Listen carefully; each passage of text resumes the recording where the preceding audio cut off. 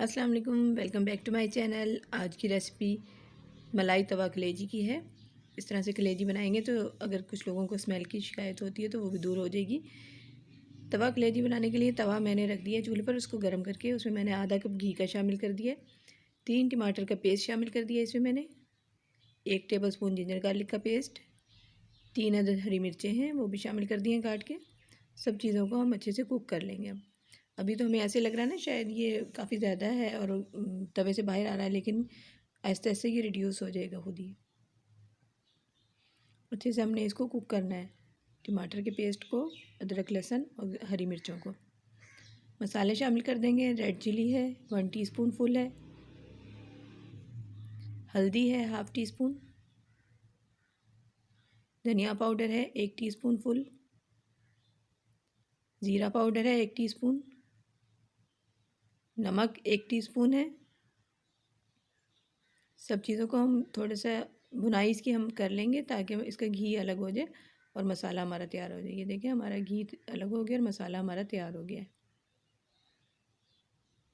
और ये काफ़ी हद तक अब रिड्यूस भी हो गया है।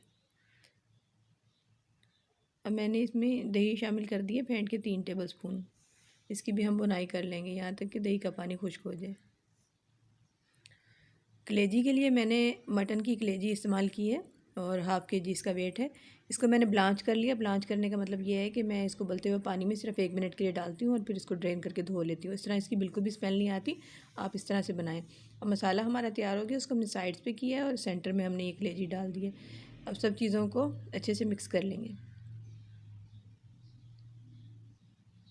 कलेजी और मसालों को हम मिक्स कर लेंगे।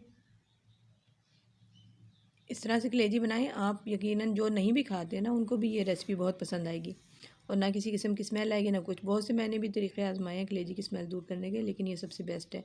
पानी आधा कप मैंने शामिल कर दिया। अब इसको कवर करके 10 मिनट के लिए मैं दरमियानी आंच पर पकने के लिए रख दूँगी।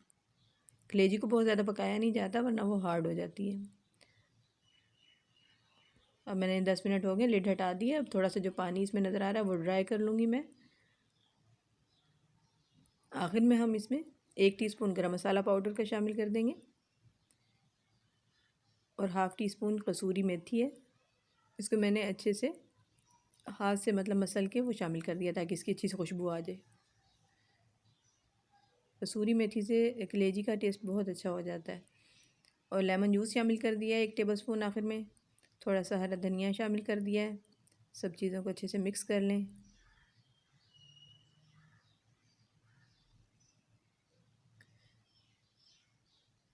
ये देखिए हमारी मज़ेदार मसाला कलेजी तैयार है। आई होप कि रेसिपी आपको बहुत अच्छी लगी होगी। रेसिपी अच्छी लगी हो तो लाइक और शेयर ज़रूर कर दें और चैनल को सब्सक्राइब करना ना भूलिएगा। Thanks for watching.